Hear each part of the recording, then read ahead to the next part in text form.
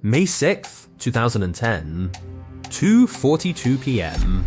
In just 36 minutes, $1 trillion vanished into thin air. Wall Street didn't just stumble, it collapsed. The Dow Jones plummeted 1,000 points in a heartbeat. On the trading floor, grown men were screaming. They thought it was a terrorist attack. They thought the global economy was finally meeting its end. But they were looking at the wrong battlefield. Because the man who broke the world wasn't a hacker in Russia.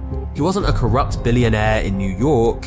He was a 31-year-old man in his pajamas, sitting in his childhood bedroom in a quiet London suburb. How did one man outsmart the entire planet from a laptop? His name was Navinder Singh Sarao.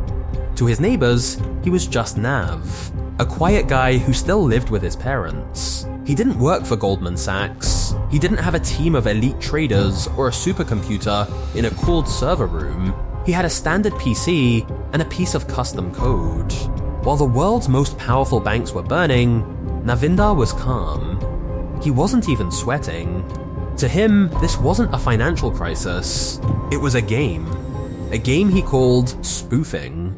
But here is where it gets chilling. Navinder discovered a glitch in the human-made machines that run our world. He found a way to make the world's smartest AI act like a scared child. You see, modern markets aren't driven by people anymore. They are driven by high-frequency trading algorithms. These machines react to signals in microseconds. Navinder realized these algorithms were predictable. He created ghost orders, massive sell orders that appeared for a fraction of a second and then vanished. To the machines, it looked like a massive market crash was coming. The machines don't think, they react. On that afternoon, Navinder's ghost orders triggered a chain reaction so violent, it sent the global financial system into a suicide spiral. By the time the smoke cleared, Navinder had made $900,000 in 60 minutes, and he hadn't even left his chair. For 5 years, the FBI and the SEC were baffled. They blamed mutual funds, they blamed technical errors, they refused to believe a single person could do this. Meanwhile, Navinder didn't go into hiding. He didn't buy a Ferrari. He stayed in that same bedroom, eating his mother's cooking. He even had the audacity to email the stock exchange, complaining that their system was too slow. He wasn't hiding from the law, he was waiting for them to catch up to his genius. But eventually, the digital footprint became too large to ignore. When authorities finally traced the IP address, they expected a high-tech fortress. Instead, they found a modest, semi-detached house in Hounslow.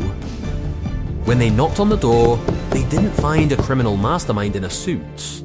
They found a man who was diagnosed with Asperger's syndrome. A man who lived in a different reality. But this story isn't about Navinder. It's about you. Today, 80% of all trading is controlled by AI.